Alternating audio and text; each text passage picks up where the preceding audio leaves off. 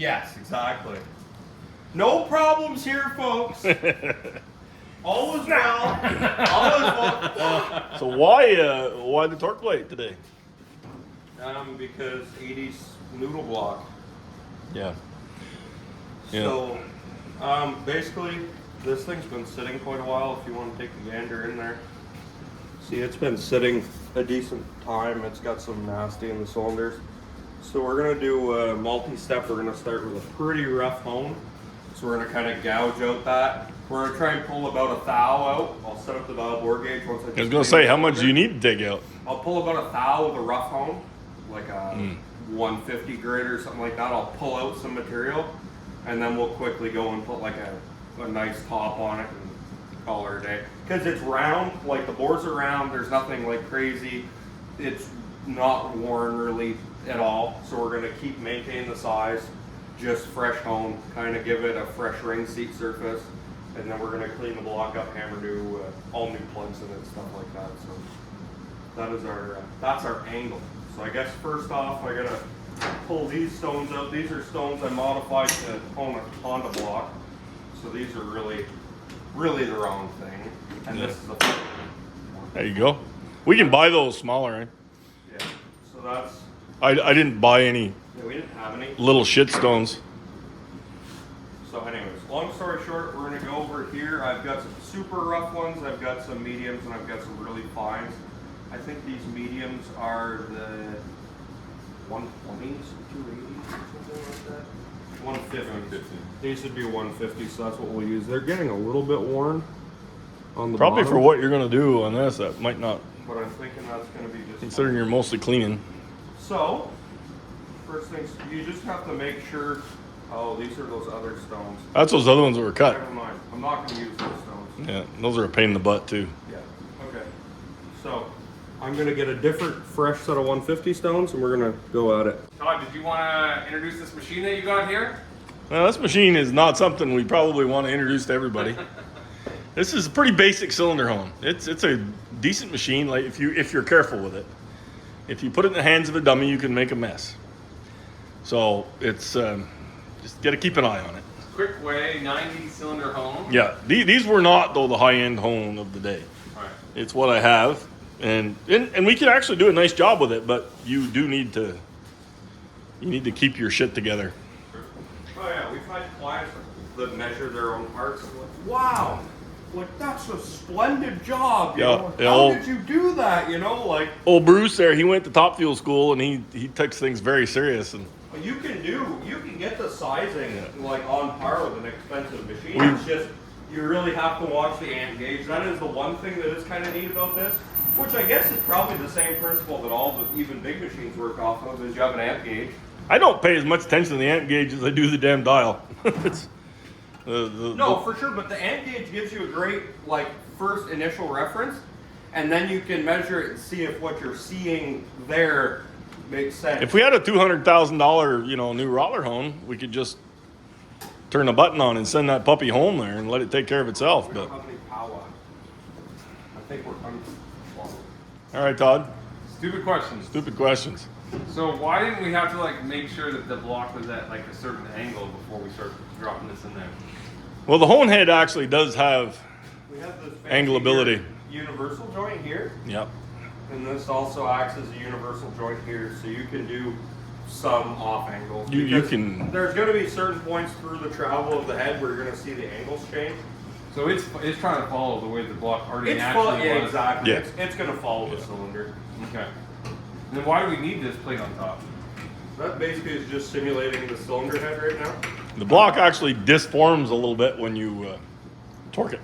Okay. When you torque the head, Okay. you can see. I can show evidence of it in another block. Oh, so that's mimicking the distortion. Of That's the right. head. That's Okay. right.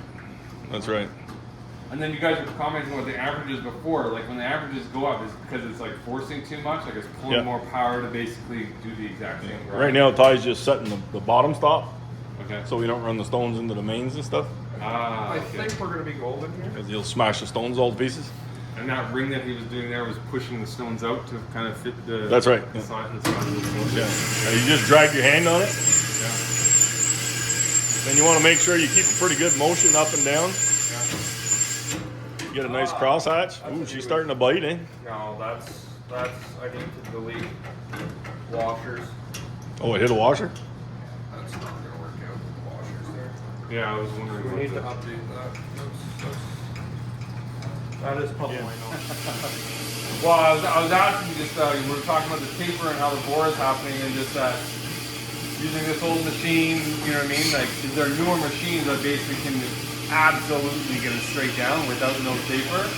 Because you were saying like the length of the cylinder will always kind of create, you know, even Well, at the bottom. The answer to that is yes, there is a machine that can pretty much hit it right on. The new Rottler type stuff is all CNC. It actually looks at RA, and it measures as it's working, and I mean it's crazy. It does a fantastic job. But I've watched some of the big engine builders, and they're accepting of 5-10,000s, you know, which I mean that one cylinder we've done, that's kind of where we're at, 5-10,000s of taper, you know, and that seems to be the construction of the block and the way the honing head works and everything else. There's something in there that you seem to end up fighting taper because you always have to work the bottom of the cylinder Unless more. you had a really short stone, maybe you wouldn't. Yeah. Maybe. But then you could get that sort of warping though, right? If Yeah. you're not having- Yeah. Now you could end up with a wavy. Yeah, on a CNC machine though, probably it would be the key. But those CNC machines are also cutting with the diamond stone, and those diamonds are probably, you know, anything sharper is more accurate. That cylinder had a little bit more wear originally. We have a thou deviation between the cylinders, basically. You do. Which, for this street. No, it's a. I For mean, building a pro stock motor, we do worry about it. yeah, we'd be boring it. But we're not. Was that the one that the broken ring came out of? You had broken rings in almost all of them. Oh. Actually, Yeah. Really? Okay, I thought it was that. Well, we have it on video where we pulled it out. But No, we had 2 or 3 there with Oh, yeah? broken top ring, which is why I was asking if it was actually tight, because if the rings were butting. I don't know if we reintroduced, but this is the motor that we took out of my Chevy 2, the 64 Chevy 2. We have an Edelbrock fuel injection on there. So we're taking it out, we're refreshing the car, and now we're going to be putting a 383 stroker kit on this. So we're just kind of getting it all prepped up to rebuild it here in the next few weeks. 383 stroker kit. We're doing the AFR. What are those heads? What model are they? Enforcer. That's their cheaper line. And more cam, hydraulic roller, a little heavier, quite a little bit heavier. It's pretty similar engine to the one we did the last dyno video on. We made 500 horse, 500 foot-pounds with it. This is a pretty similar combo. So it's going to be interesting to see. Try to hit that 500 again. Yeah, that one was on a dual plane intake. This one will probably dyno it with a single plane. Yeah, we'll dyno Because you're well, I don't know if we're gonna get his back, but I've got another one just like it. Because we're getting this one. What the hell does he call that? The blasting he's doing. vapor blast. Vapor blasting. They come back looking new. I'll try to get a hold of Danielle and put some pressure on him. But I mean, I have another Victor The Jr. fuel injection one's a little bit different. That one I have, that ported Victor Jr. there, the CNC ported on the end, I think is exactly the same. Maybe. The Super Victors are different.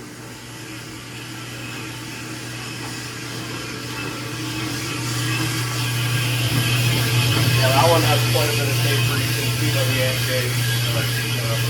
Yeah. So I'm gonna work with that until I get back down, and then I'll switch the whole cylinder. Takes more amperage to turn where the cylinder's tighter. It's almost gone, but there is some still, which gives you a pretty good indication. Usually within half a gallon. So all we're doing here is a cleanup, really. Yeah, I'm taking a little bit of material off so I can get a good hone on it. And then we'll go with a little lighter stone and do a bit of a finish. As he says, it's not a pro stock hone. It's just a good driver job. I don't think the cylinders are out enough to warrant a whole bore job and everything else. Yeah, no. So this, basically all I'm doing here is, this is like a 150 grit stone, as we said. So what I'm doing is I'm digging out some of the base and actually putting like good cross hatches back in the cylinder. And then we'll finish, probably I'll just go right to a really fine stone and I'll just blast off the top. These are a fairly thick ring. You could probably end with like a 280 or something, can't you? I'll just hit it, like knock it like 4 or 5 times, like a 400 stone or something like that. And then we'll just maybe even just dingle ball it just quick, just to knock those ring ridges. Yeah. But I don't even know if it matters. On those old cylinders, I've been doing that.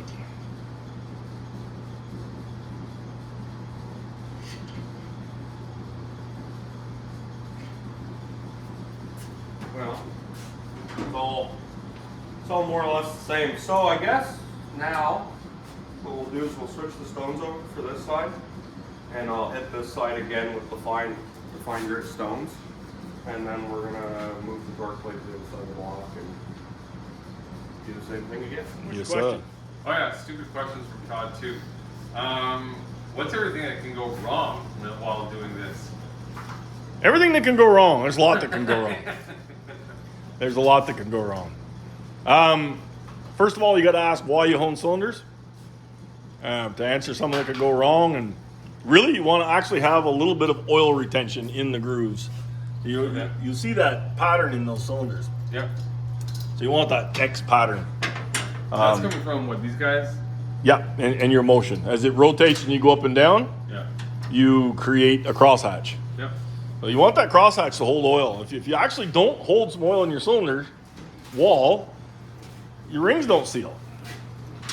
So that becomes hyper important. So things that can go wrong, if you sit in one spot and don't cut a crosshatch, Yep. that can go wrong. You can taper your cylinder. That can go wrong. You can oversize it. You can undersize it.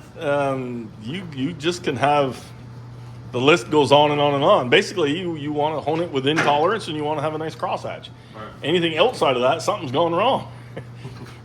But if this doesn't work out right, you will have oil burning or excessive breathing in the crankcase because of ring seal. So obviously something you want to avoid. If you really oversize one, you got piston slap, you're going to hear that in cold start. Eventually break things, you'll break piston skirts, that sort of thing. Yeah. So that, So if I watch this video, go out and buy this machine and start honing tomorrow, am I good to go? you're going to want to put an old block in there that you don't like much, and That's true, yeah. This is wonderful. every machine we have, we actually did that with. Do an old block through it. Well, an old block or an old head or whatever, and Tested experimented with it. yeah. Something we didn't mind putting on the scrap pile. Yeah. So then how many blocks have you honed with this machine? A bunch. We've worn out a lot of stones with it. I don't know. Is this another set of your cheap auto parts? No, Yes. no. Yes, they came in a white box. Are they? The Ohio parts. These are junk. Oh, yeah, okay, yeah. I thought I saw. What grit you looking for? The finest one possible, which is really your crosshatch angle is super important. Which the problem with this machine is that's manual, so that's your crosshatch angle is only as good as your machine. Right. So you're really in control of your own destiny with this machine. Because you could really butcher one, or you could do a really top-notch job. It's completely up to the operator. Yeah, human screw up is, Oh, for sure. And if you check out all my cylinders, I'm not going to be exactly the same perfect on every single one of them either. No. Like, I'll be close. You get your rhythm, you're pretty close, but I It'll be mean, a nice that's. job, but it is not going to be. We don't typically have a problem. Let's say it that way. Yeah, no.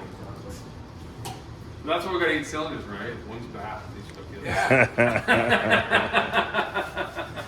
Everything horsepower math. Yeah. Okay, where'd the impact go,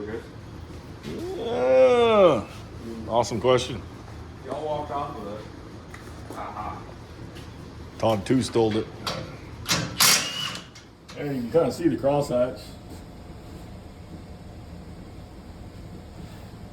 We're just taking all the oil plugs out of it and getting ready to get it washed up All right, buttholes, what are you gonna do? Stick it in there. Put cam in it. Okay, so today we are prepping this block for assembly.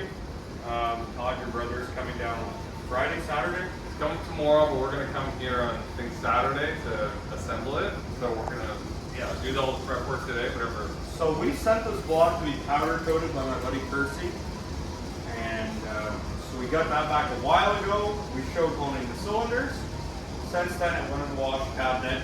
It sat in the wash cabinet for a week or two, you know. A week.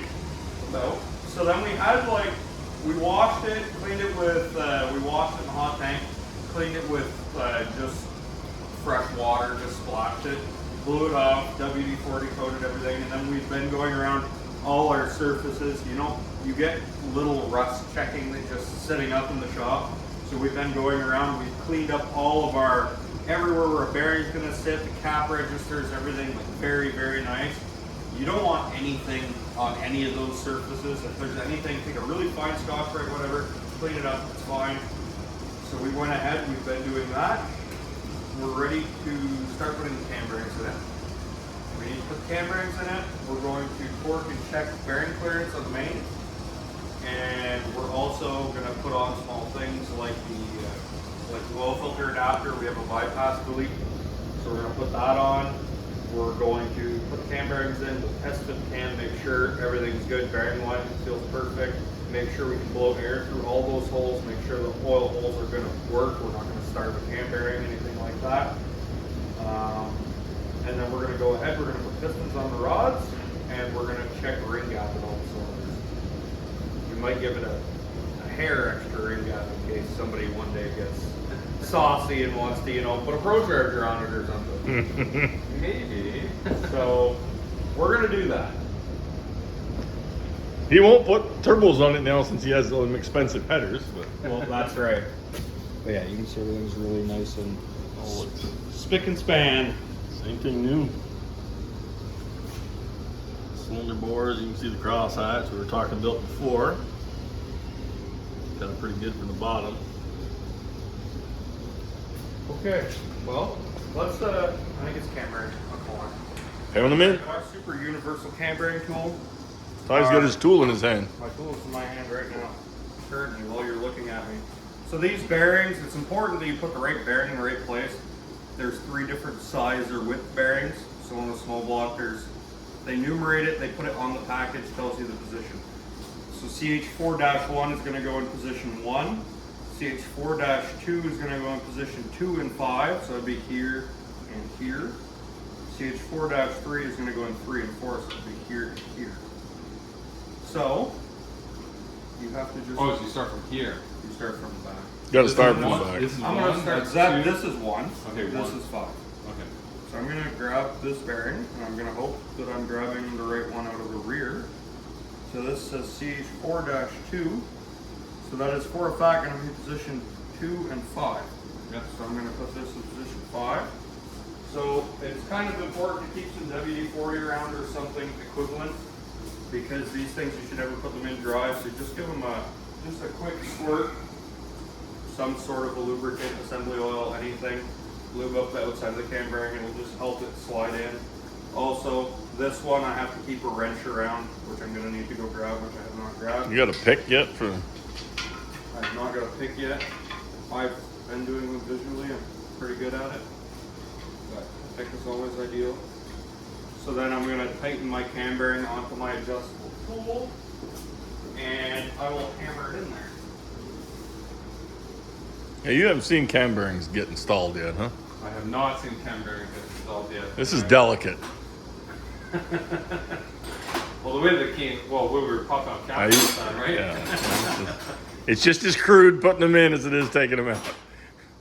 It caused about to grimace. Probably. A little bit. One other part of cam bearings, small block Chevy cam bearings, always install at the 9 o'clock position. So you never want your hole down directly towards the bottom, because of course that's your direction that your springs and everything are forcing against your bearing. So you never want your hole at the bottom, because then you're just losing bearing load area. Oh, So then your bearing's not going to be as load. Now, it'll work. just it's gonna wear out. You see that groove in the block that runs around that? Let me get over here. Most everybody's gonna know this. It's probably watching this, but This is really a small block. your bearing, thing, your bearing is oiled through that little hole in the bearing. Just grab one of those bearings out. And, yeah.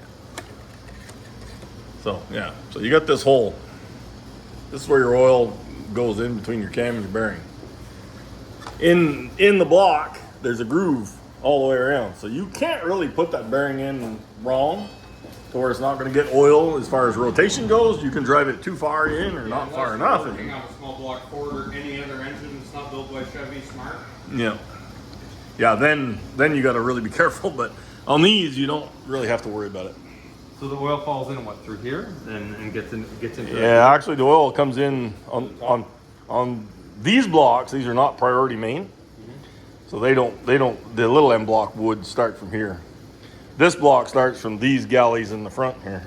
Your oil pressure comes through there. Okay. You actually start oiling in your cam area and comes down to the mains. Okay. Big block Chevy starts at the mains and goes up, but the original small blocks don't.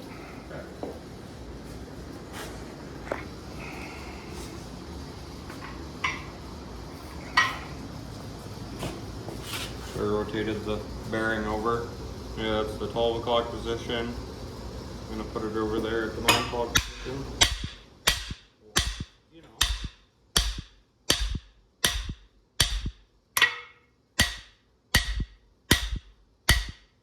The rear cam bearing on a small Chevy with this tool, usually you have to get the entire thing about flush, and is usually about where the thing lines up. This is a snap-on or a blue point tool, and it might be a bit far. We might have to pop it a bit the other way, but we can check that with a pick.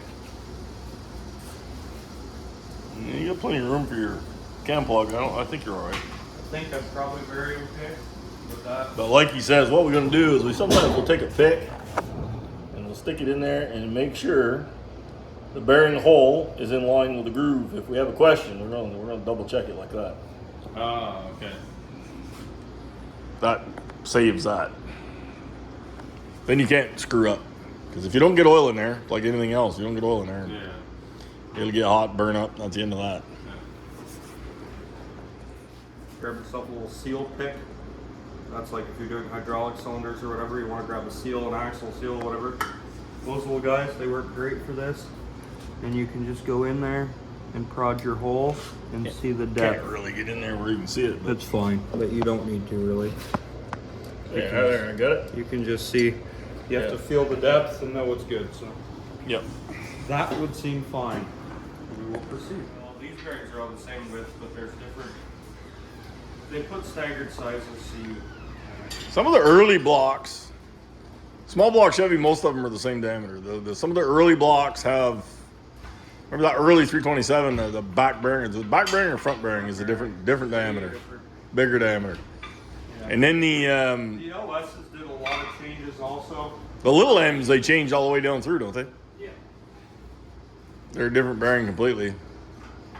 Yeah, you can't really screw those up. Probably could if you hammered hard enough.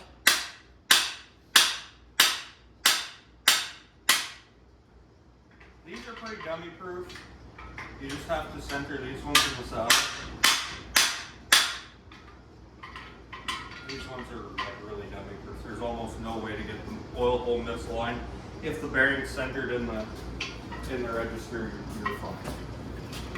Plenty good. So I'm gonna need the next bearing, Mr. Todd. You need a 4.3 again, right? No, probably 4.2. Oh, yeah, 3 and 4. Oh, Right? yep.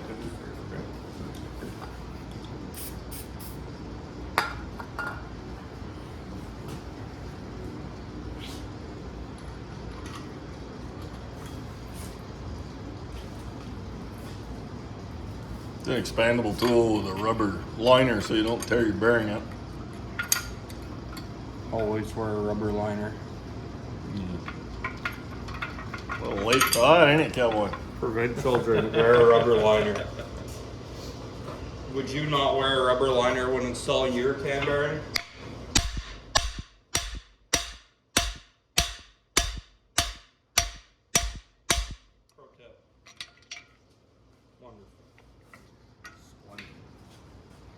Can't get a better view than that of a cam bearing going in. Worked out pretty good. 4.2. This is 4.2, and then our 4.1 is going to be the final and completely different bearing going in the front.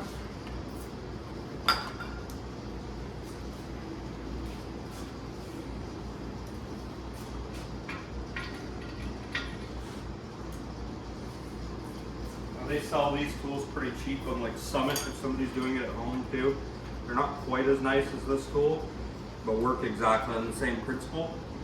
You're like 50, 60 bucks. So. We had a Summit one before there that didn't have we the had, rubber we had liner. the older ones that didn't have the expansion bit. It would leave a mark and bearing. I wasn't crazy about it.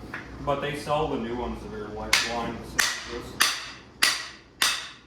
I don't know, that thing's a Blue Point. It's not even made by Snap-on. It's probably the same thing they sell at Summit. Okay, so now the 4-1, the front bearing. So then the front bearing's your different one. The front bearing has 2 holes. Oh yeah. So because the way this actually really works is the oil pump is going to feed your center galley. Here they have there's 3 drilled holes. Your pump really feeds this one, and then from that it feeds these 2 through the front cam bearing. Oh. Yeah. So we're gonna just go ahead and that's just important that they put 2 holes in this bearing because a lot of people line this hole up here directly on top with this bearing because of course that's everything's oiled through this cam bearing. Long story short. Okay. So your lifters are oiled through that. Your crank is oiled through that. So if you have a problem there, you have an engine reload already. Dart solved that lunacy. But that's That's a stock small Chevy. they went to the priority mains like I was saying before. And if you look at a big block Chevy's bored. Like you've got plugs down through the rail, and then everything feeds off that. That's your oil galley that's cut in there and then feeds the mains, you know. So I'm gonna keep one of my oil holes pointed over here. I'm gonna point my other one right directly down. And really, long story short, if I wasn't on the engine stand, you're supposed to put your cone on the back side so you make sure you drive your bearing perfectly straight. What I always do is I drive it by eye, but I'll put the cam in after and I'll test fit it to make sure the bearing fits good and everything feels perfect. Yeah, it generally goes fine. And if it doesn't go fine, we have lots of sets of cam bearings and it's pretty easy to fix it.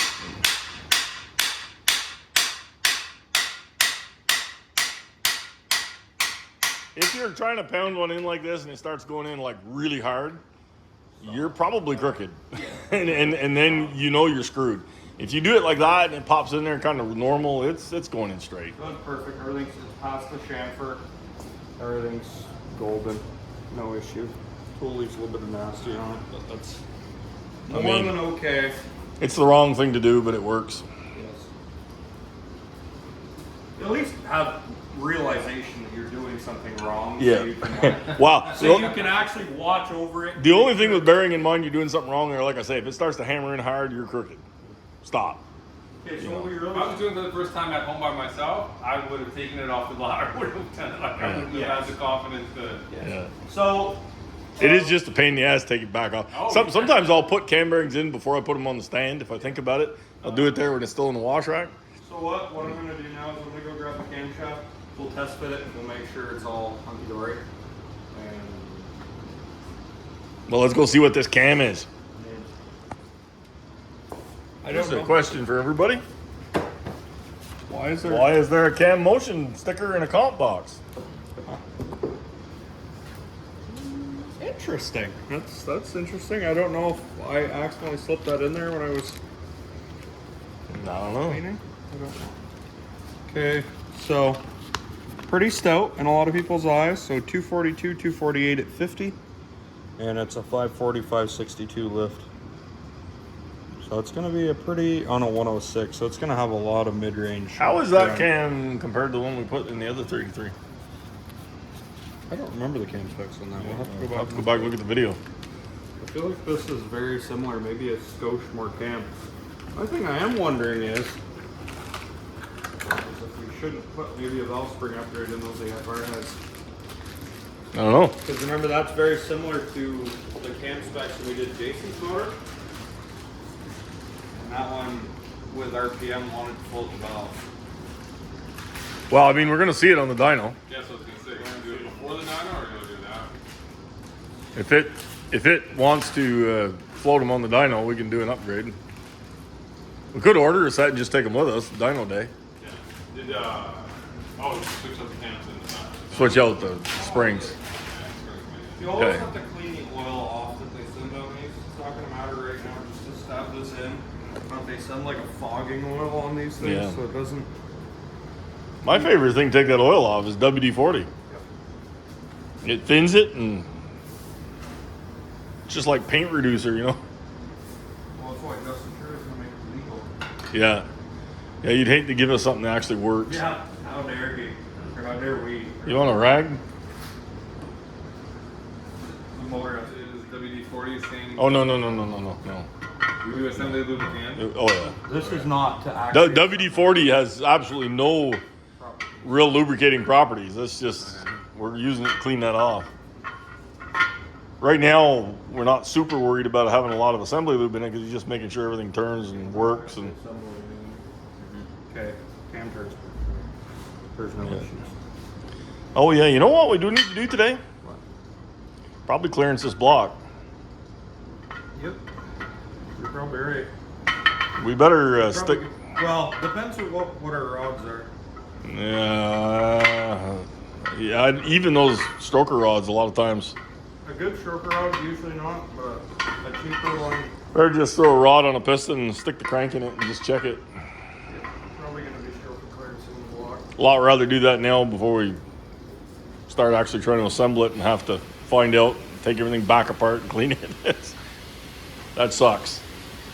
What's the clearance like? What happens is where your rod bolt comes by, the cylinder, a lot of times we have to just make a groove, you know, like each over here and over there. And just, there's kind of a groove there. Yeah, that's what I was saying. There's See already a that? groove here. Yeah. You just deepen that a little bit. Not the end of the world. Take a burr grinder, just, you know. Unless you go through the block like Buddy did with Brian's block. That wasn't so good. He bought an engine, put it in the 57. He's getting ready to go to Lake George. And he hustled. He worked all week like a son of a gun on that car. We, like, the bottom end was all assembled, so we put heads on it and, like, this valve train and shit like that. And fired it up, it ran really good. We drove it a little bit, and we took it for a drive, and the heat gauge just kind of like was doing some weird stuff, and we're like, oh, that's never good, but like probably had an airlock in it or something. And we get it back to the shop, and it was like, oh, it's low on coolant. Throw like a gallon of coolant in it or whatever it was low. Sitting there idling in the shop, all of a sudden, the valve cover breather has all those holes underneath of it, and it turns into a shower head of coolant, like out of the valve cover breather. Like it filled this thing all the way to the valve cover. We're like, so we tear the engine down. We're like, what the hell? Like, is there, you know, like a head gasket? Probably not. There's no pressure in the coolant system or anything. So long story short, down here, somebody had half filled the block with block cement because they ground through there and they were into the water. It was like a 90s block, and they're thin, and so we ground right into water and then just block cemented it. So of course, whenever you get after those motors, the blocks flex quite a bit. Well, it cracked the block fill, so then it was peeing water. You guys kind of did the first burnout, and then the problem started. Yeah, and it it must have been full stream shitting coolant into the oil pan. So we changed the engine block and everything's been perfect since then. Yeah, but the car didn't make it to Lake George. No, he missed his car show. Mm. So don't do that, kids. Yeah, we'll probably get a chance to show block clearance. I'm pretty sure we're gonna have to do it. So that's lame. So okay, so we're good there. We should check piston rings. We'll just check that. You got the crank out here? No. So that'll be our next step. We'll check the ring gap, and then I guess if we're gonna have to put the crank in it, probably to stroker clearance it. We'll be doing our bearings then. So we'll Check our bearing clearance and yep. we're kind of building the engine to unbuild the engine, to rebuild the engine, but you know, you'll get that. The way, especially with strokers, is something you got to do. You'll get that on those big jobs. Hopefully the pistons don't stick through the deck like mine. That's always inconvenient. It's always inconvenient. How dare they, really? We'll square a ring here. It's not perfect way to do it, but it works very well. Yeah, you really should use the tool, but now we got to measure this end gap. We're gonna get the See what we got. go get the feeler gauges. It's like about 20 to me. Oh yeah. If I had to guess. How much money are you gonna put on that? I don't know. What do you think it is? Let me look at it.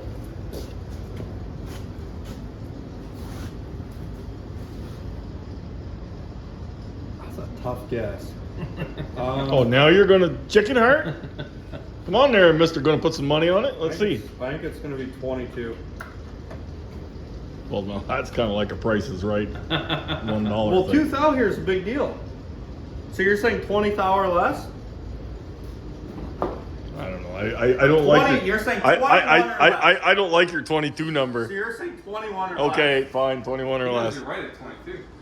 Well, 20 to 22 is So it's very small. that's pretty hard to eyeball, buddy. Here's my guess. I guess this ring pack would come in about 16, and I know we toned a thou or two out of the cylinder. Yeah. So I feel like that's opening up 4 or 5. So we're gonna start with a 20. 20 fits, no issue. There was a little resistance, but it was no issue. Now the 22, I can fit a 22 in it, but it's tight. You It's gotta cram it in there. It's So you're saying it's 21. like it's right between the numbers. So that would be me winning. No, it would be. You said 21 or less. And I said 21 or more. And look, I put a 22 feeler in that. Yeah. So. Well, and I think it depends which hole, because we have a. We got a little variance. We got about a thou variance. variation. Yeah. So. Yeah. Are we okay with that, or do we file it, or? That's fine. Are you gonna put a power rider on Yeah, it? are you ever going to put power outer on it? Never say never, but Are you gonna drive it a while before you put a power rider on it? I'll drive it a while before I put a power on it. At least a year. I don't like that. This is the wrong group of guys. You guys are always putting power riders like every 3 months. So this is perfect. Point of it is, we're gonna put a power rider. It needs more gap We're not gonna put a power rider. because what happens is everything gets more heat. So of course metal grows with heat. Yeah. And I have showed this on another video before where I was actually doing rings that I had to file fit. If this gap closes up, that ring will, jam in that cylinder. It will not go up and Yeah, down. it'll jam in that cylinder, and And then then this nice top, your piston's going to fall off. And then Wait, you're gonna I thought have alcohol pistons- actually cools it off, though. Yeah, if you had alcohol. Yeah. Well, even alcohol with a power rider still is the ring's going to grow more than it is without a power rider. You know. Not to quote the French, but au Quebec sit, we don't have any alcohol. Yeah. We don't. And we can't even buy it. Yeah, no. If we're from New York or the southern part of New York or further south, we Get some we'd be fine. E85, Get some yeah. E85, but we're. You don't have E85 injectors either, so No, you're a big pump gas guy, so let's. you're looking pretty serious there, John. Are we testing everyone, or we're John just got out of his top fuel dragster warming it up. What are you doing, Dad? Putting a hole on burns. Put oil on the burns. All right, Mr. Todd asked a pertinent question. He says some of his buddies don't know. So this was from one of the viewers that commented on one of the videos. Really? Todd says he's talking to a friend of his that was bugging up on what a stroker motor was. So, long story short, a stroker motor is just got a longer stroke than stock. So, GM back in the day was making a 400, and the 400 had a 3.75 inch stroke. So, distance your piston travels in the cylinder is 3.75 inches. 350 had a 3.4 inch stroke, so just very slightly under 3.5 inches. So what the guys started doing was putting the 400 crank in, which was something else again because you had to spin down these mains. The 400 had a really large main terminal. Like, what size was it? It's another 100 and something thou over a, And then when you start cutting the crank that far, or 200 thousandths more is what it is. when you cut that crank down, the hardness goes in, what, maybe? Well, there's no hardness on a 400 crank because it's cast iron. So it doesn't really change. Doesn't. Well, they used to resend it out and get them rehardened. Doesn't change really anything. But you're hack that much off with something else, and they were all externally balanced, and that was you get into a whole string of things. So they started building these cranks that fit the 350 mains. This one is cast steel, so it's a little bit better than the factory one anyway, and it's internally balanced, which they started to do after a few years. So stroker motor is basically a motor that starts out with a short stroke and we put a longer stroke in it. Piston travels farther. Because we're doing that, we are likely to run into a problem right there. With our rod bolt, With it's the going rod to want to bolt. go Yeah. right there. So you see factory GM, they've already cast little notches in there. We're going to want to be, We have a bearing. we're probably here. going to be, We have a bearing here and here. yeah, we've just supported it. We're just going to, We probably should put the rear bearing in because we're going to want the thrust to be in the right spot to know for sure on stroke yes, clearance. you're right. But long story short, a stroker motor's got a longer stroke than a factory motor, so it's a stroker motor. And stroker motors are going to have block interference, so that's our next thing we're going to deal with, because obviously this thing wasn't made to have 3.75 stroke. We do have a stroker rod. The stroker rod is actually made tapered in a little bit. Yeah, the bolts are less likely to hit. So sometimes they don't hit, but nine chances out of 10 it's going to hit a little bit. We're going to have to clear. It's probably going to hit on one rod or something dumb. Yeah, it usually, if it hits on one, it hits on them all, and it's just a hair. But something we're going to have to get rid of. Perfect. So I just caught this guy talking about rods. Stroker rods. The stroker rods we were talking about before are, these bolts are set down to give you more clearance. A lot of times the rocker is going to be brought up, a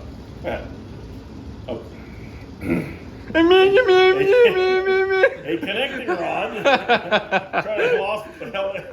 A connected rod is made with a full boss up to here, so the bolts will be here. This gives you quite a bit of clearance. It takes a little strength away, but it gives you quite a bit of clearance. I wouldn't necessarily want that probably on your loose rods, but on this it'll be just fine. And actually, these are a forged rod, as I remember. They're a little bit better rod, and that's a hyper piston, or I think that's a hyper, yep. yeah. But it's a full floater, so it's not bad. So what we're going to do, these things are chamfered. Any of these for the better cranks. And this crank is not a chamfered crank, is it? Yeah, it is kind of. It's got a small chamfer. It's got a radius. Yeah. So these are a chamfered rod for a radius crank. You run a narrow bearing. If you run a stock rod, it's going to actually hit this radius. If you run a full width bearing on a stock rod, it's going to hit this radius. So these are made for that. So when you're putting them in, you know this goes towards the crank, your radius part, and your flat part goes towards the opposing rod. So this cylinder, number one, is going to go this way, and then number two, you flip your rod around. So, and obviously On these it matters because it's got 2 valve reliefs on the piston, not 4. But you So- can get 4 valve relief pistons. Some of those are not dead center. Yeah. So Yeah, depending on your engine. yeah, well, depending on the piston manufacturer. So Ideally, we get bearings to this. yes.